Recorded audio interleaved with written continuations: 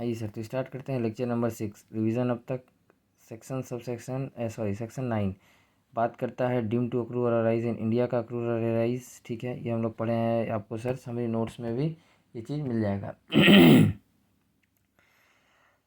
If income receive हुआ India के बाहर but business connection in India में है, ठीक है, बस बिजनेस कनेक्शन है इंडिया में, तो वो इनकम इंडियन इनकम कहलाएगा। ठीक है, ये चारों को छोड़ के ओनली परचेज करके एक्सपोर्ट कर दिया, शूटिंग ऑफ फिल्म कर दिया, न्यूज़ कलेक्शन, डायमंड एग्जीबिशन, इसके बारे में पूरा डिटेल में समरी नोट्स में आपको मिल जाएगा। ठीक है सर, बिजनेस कनेक्शन नहीं माना जाएगा, बिजनेस कनेक्शन नहीं माना जाएगा, ये एक्सेप्शनल है, दैट इज़ ये चारों को छोड़ के। ठीक है, इसके बारे में आप सर पढ़ेंगे, इस चारों के बारे में ये फाइनल में इन फुल डिटेल्स। ठीक है, इफ़ इनकम कमाया कोई, ठीक है, प्रॉपर्टी या एसेट या सोर्स से जो इंडिया में है, तो वो इंडियन इनकम कहलाएगा। इंडियन कैपिटल एसेट सेल या ट्रांसफ़र करके इनकम कमाया, तो वो इंडियन इनकम कहलाएगा। ठीक है, सर्विसेज रेंडर्ड किया इन इंडिया में, सैलरी मिला, इंडियन इनकम कहलाएगा। गवर्नमेंट ऑफ इंडिया किसी इंडियन सिटीज़न को आउटसाइड इंडिया में सर्विसेज गवर्नमेंट ऑफ इंडिया किसी इंडियन सिटीज़न को आउटसाइड इंडिया में सर्विसेज देने के लिए like IAS, IFS, IFRS, IPS, ये सब को सैलरी देती है। ETC बेसिक सैलरी टैक्सेबल होगा इंडिया में ही। अलाउंस प्लस परक्विजिट्स एग्जाम्प्ट होगा अंडर सेक्शन 10 सबसेक्शन 7 के तहत। ठीक है, example 1, government of India mister Raj जो कि अमेरिका में रहता है, ठीक है, इंडियन एम्बेसी के लिए काम करता है। अलाउ होगा परक्विजिट्स दिया इसको सेक्शन 10 सबसेक्शन 7 के तहत। एग्जाम्प्ट होगा परक्विजिट्स और अलाउंसेस एग्जाम्प्ट होगा ओनली बेसिक सैलरी टैक्सेबल होगा बिकॉज इसे इंडियन इनकम कहा जाता है। ठीक है, अब इंडियन कंपनी डिविडेंड दिया आउटसाइड इंडिया, किसी को भी कहीं भी दे, इंडियन इनकम ही माना जाएगा। इंटरेस्ट का पेमेंट लोन पे का इंटरेस्ट का पेमेंट किया गवर्नमेंट ने किया। ठीक है, सिंस रेसिपेंट के लिए लेने वाले के लिए, मान लो इलॉन मस्क लिया था या रतन टाटा से लिया या अंबानी से लिया, that is ROR। Elon Musk लिया तो RNOR। मान लो कोई इस आदमी जो आता जाता रहता है इंडिया, वो RNOR बन गया गलती से, तो उससे भी किसी से भी लिया। ठीक है, ऑलवेज रिसिपेंट के लिए ऑलवेज इंडियन इनकम ही माना जाएगा। ठीक है,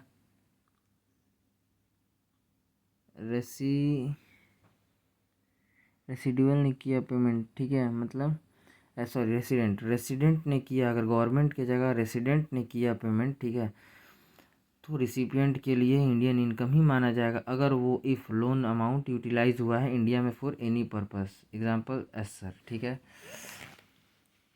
और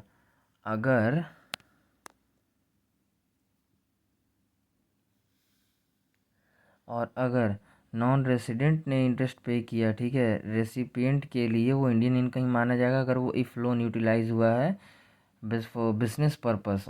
ध्यान रखना, बिजनेस पर्पस, यहाँ पे कोई भी पर्पस, यहाँ एनी पर्पस था, एनी पर्पस अगर किसके लिए है, रेसिडेंट अगर कोई भी पर्पस यूज़ कर दे तो वो इंडियन इनकम हो जाएगा। बट अगर नॉन रेसिडेंट है, वो सिर्फ बिजनेस और प्रोफेशन का पर्पस के लिए इंडिया में डाल रहा है, ओनली बिजनेस या प्रोफेशन के लिए यूटिलाइज किया लोन को, तो ही उसके ऊपर वो जो इंटरेस्ट पे करेगा उसको टैक्स काट के देना होगा। यही डिफरेंस है ये दोनों में, बाकी कुछ भी नहीं है, बाकी सब वही सेम क्या वही सही है। ठीक है सर, ओके। अब रॉयल्टी या FTS, रॉयल्टी या कोई टेक्निकल सर्विसेज लिया, बदले में पेमेंट किया, गवर्नमेंट ऑफ इंडिया ने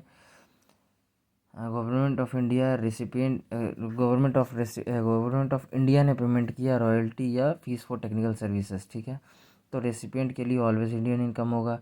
रेसिडेंट या नॉन रेसिडेंट किया तो रेसिपिएंट के लिए IPR और टेक्निकल सर्विस यूज़ अगर इफ़ इंडिया में ही हुआ है तो इंडियन इनकम ही माना जाएगा। ठीक है, अगर इंडिया से बाहर कर रहा है, जर्मनी में किया, तो फिर फॉरेन इनकम ही माना जाएगा। ठीक है, बस ये चीज़ है। अब यहाँ पे सर इलस्ट्रेशन 15 का देखते हैं, calculation of income of mister x, particulars डाल दिए। ठीक है, 50% for income, 50% for 50% foreign income है, 50% इंडियन इनकम है नंबर 1 में। दूसरा फॉरेन इनकम है, तीसरा चौथा पाँचवा ये सब इंडियन इनकम है। अब देखो income from business in Germany में, ठीक है, बट रिसीव्ड हुआ है 50। ROR के लिए ग्लोबल इनकम पर टैक्स देना होता है। RNOR टैक्सेबल होगा, ठीक है। ओनली 2 तरह का बिजनेस इनकम जिसका कंट्रोल और सेटअप इंडिया में हो। NR है तो टैक्सेबल होगा ओनली इंडियन इनकम, ठीक है। अब 50% इंडिया में मिला तो 50% ये दोनों को टैक्स देना होगा, बाकी ROR तो पूरा देगा। Interest on UK development bond foreign income में ये लोग दोनों नहीं देगा, बट ROR देगा। Business income in India, business income from India सब देगा। इनकम फ्रॉम HP इन गाजियाबाद सब देगा। Salary income and salary income received in India में वह सब देगा। GTI आ गया सबका, डिडक्शन नॉट अलाउड होगा। क्वेश्चन में दिया नहीं, देखो टोटल इनकम भी सेम ही होगा GTI वाला, ठीक है। 4 नॉलेज पर्पज़ के लिए बताए हैं सर यहाँ पे कि since company profit before tax पे मान लो इतना है, माइनस टैक्स 30% कर दिया 30 लाख का। प्रॉफिट आफ्टर टैक्स आ गया 70 लाख ही बचा है, ठीक है। 50 लाख मान लो डिविडेंड डिस्ट्रीब्यूट कर दिया कंपनी शेयर होल्डर्स को। शेयर होल्डर्स भी टैक्स दिया 50 लाख पे, तो सर डबल टैक्सेशन लग गया। इनकम टैक्स एक्ट के वजह से नो प्रॉब्लम, कुछ नहीं कर सकते हैं। CA फाइनल में डबल टैक्सेशन स्कीम यहाँ पे समझेंगे इस पॉइंट को, ठीक है सर। अभी उतना डीप नहीं जाना। आप क्वेश्चन नंबर 17 वही चीज़ है, ओल्ड रिजीम ओल्ड रिजीम से कर रहे हैं सॉल्व। ROR है तो पूरा इनकम पे टैक्स देगा ग्लोबल इनकम पे, और RNOR है तो बस 2 तरह का इनकम पे देगा। एक तो इंडियन इनकम पे देगा ही देगा, और फॉरेन इनकम में 2 तरह पे देगा जिसका बिजनेस सेटअप और कंट्रोल इंडिया में है। NR सिर्फ और सिर्फ इंडियन इनकम पे देगा। अब यहाँ पे सर पास्ट अनटैक्सड इनकम इसके रिगार्डिंग नोट है, not an income of current year, इसी वजह से ये सबका किसी का भी नहीं लगेगा, ठीक है। बिजनेस जर्मनी ये वाला पॉइंट यहाँ पे बिकॉज कंट्रोल इंडिया में है, इसी वजह से RNOR को लग गया। और NR को नहीं होगा टैक्सेबल बिकॉज बिजनेस कंट्रोल हो तो भी इंडिया में, और बिजनेस कंट्रोल है NR का इंडिया में तो भी नहीं लगता, वो सिर्फ RNOR को लगता है, ठीक है। बिजनेस कंट्रोल और सेटअप इंडिया में है, बट इंडिविजुअल NR है तो उसको टैक्स देने का ज़रूरत नहीं है। बाकी ये चीज़ सर वही है, क्वेश्चन में आप पढ़ेंगे आप समझ जाएंगे। यहाँ पे टोटल करना होगा सर, ठीक है। GTI वो सब बनाया हुआ है, आपको एकदम अच्छे से सर शॉर्ट समरी बना के समरी में भी मिलेगा, और आपको इसको सॉल्व किया हुआ है प्रैक्टिस नोट्स में वहाँ पे भी मिलेगा। एग्जाम से पहले भी आपको ये सब क्वेश्चन को सॉल्व करना है, ठीक है। अगर टाइम बच जाए मिल जाए तो, बाकी पढ़ लोगे तो भी काम चल जाएगा उस टाइम में। Since GTI is equals to इतना इतना इतना कर दिया, minus deduction under section 80 TTA, ठीक है। एज्यूम इंडिविजुअल ऑप्ट कर लिया, ऑप्ट किया है old regime and age 59 year है, ठीक है। तो इंटरेस्ट 10,000 मिलेगा या मैक्सिमम 10,000 मिलेगा, तो लोअर अलाउड होगा, ठीक है। 10,000 ही दिया है, ठीक है। क्वेश्चन में भी लोअर सबको अलाउड होगा ओल्ड रिजीम में। 10,000 10,000 10,000 माइनस कर दिया, जब टोटल इनकम इतना आ गया। केस 2 इफ़ होता न्यू रिजीम तो क्या होता, ROR RNOR और NR के केस में से GTI इतना इतना इतना आता। Deduction restriction 80 TTA not allowed है न्यू रिजीम में, कोई भी अलाउड नहीं होता। देयरफॉर टोटल इनकम डायरेक्ट वहीं जो GTI है वहीं बन जाता, ठीक है सर। अब इलस्ट्रेशन नंबर 18 का पार्ट है, डीम्ड रेसिडेंट कॉन्सेप्ट पढ़े हैं पहले, ठीक है। पढ़े थे पहले, उसी से रिगार्डिंग ये क्वेश्चन, ये सब एग्जाम लेवल का क्वेश्चन है, ठीक है सर। ओके।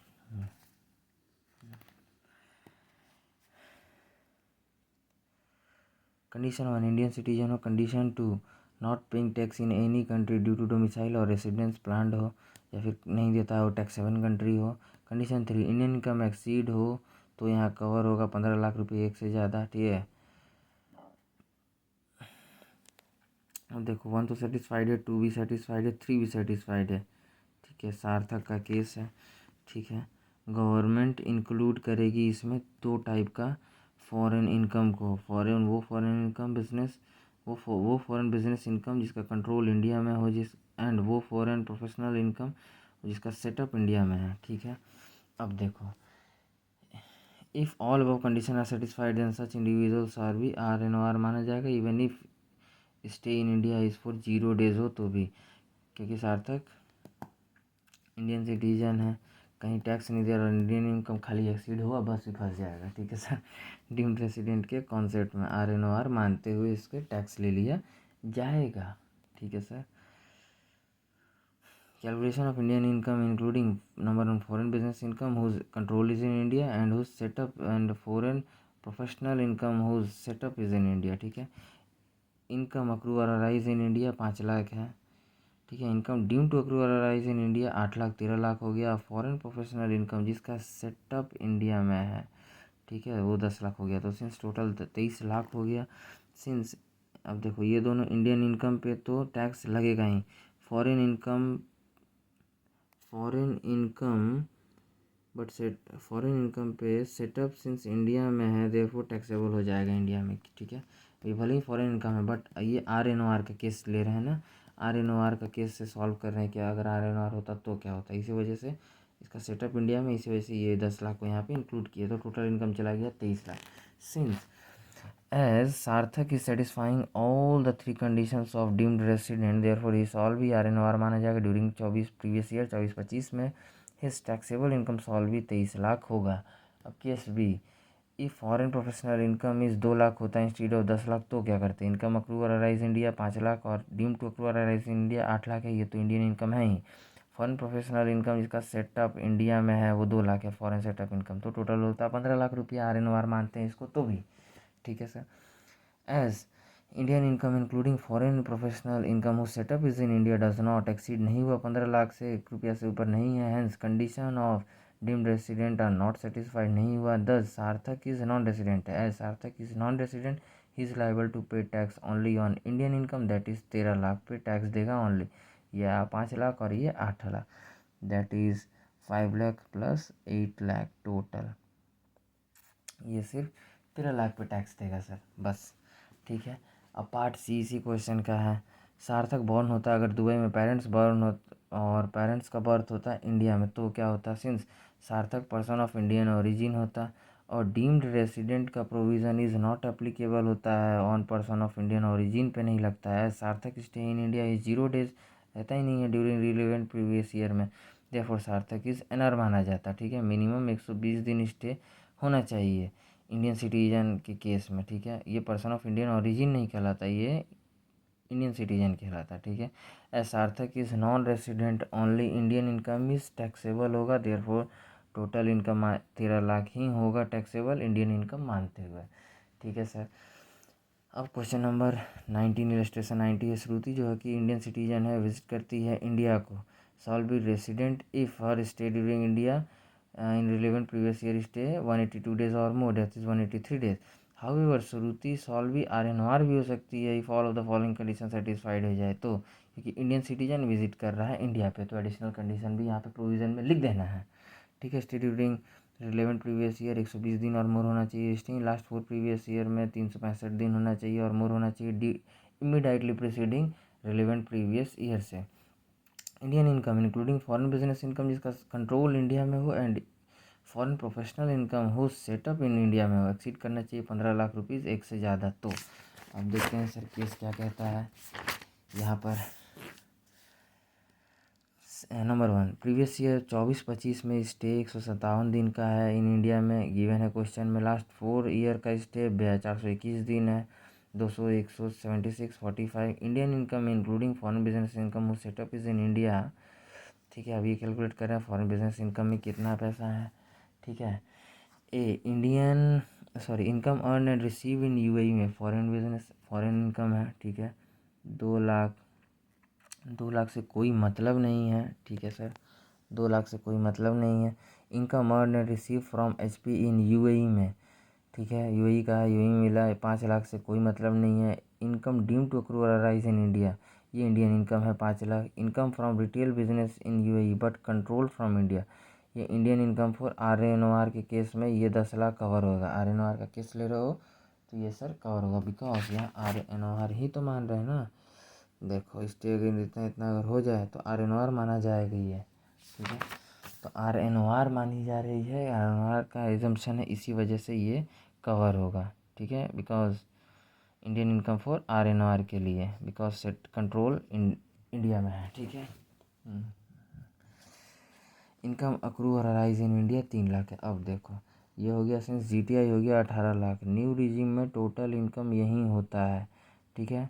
डिडक्शन अलाउ नहीं होता है यहाँ पर, minus deduction under section 80C LIC premium का। ओल्ड रिजीम में अलाउड होगा डिडक्शन 1.5 लाख का, न्यू रिजीम में नहीं होगा। तो देयरफॉर ओल्ड रिजीम के हिसाब से टोटल इनकम 16,50,000 आ जाएगा। अब देखो ये है चाहे वो है, दोनों में ही फंस जाएगी। S Shruti an Indian S Shruti is in India for 157 दिन के लिए during relevant previous year, that is more than 120 days, ठीक है। लिख दो यहाँ, that is more than 120 day stay in India and 421 दिन in last 4 previous year day also. Indian income including foreign business income whose control in India में है, exceed कर रहा है 15 लाख रुपये से एक से ज़्यादा, दैट इज़ 16.5 लाख है। और ओल्ड रिजीम लेता है तो न्यू रिजीम लोगे तो 18 लाख हो जाएगा। देयरफॉर श्रुति इज़ RNOR कहलाएगी, ठीक है। At wedding any amount of gift मिले ब्लेसिंग्स माना जाता है ये गिफ्ट इंडिया में फ्रॉम एनी पर्सन से, देयरफॉर एग्जेम्प्ट होता है इनकम टैक्स में, ठीक है। अगला होमवर्क है ये दोनों इलस्ट्रेशन 16-20 और यहाँ पे ख़त्म होता है ये भी लेक्चर। Thank you.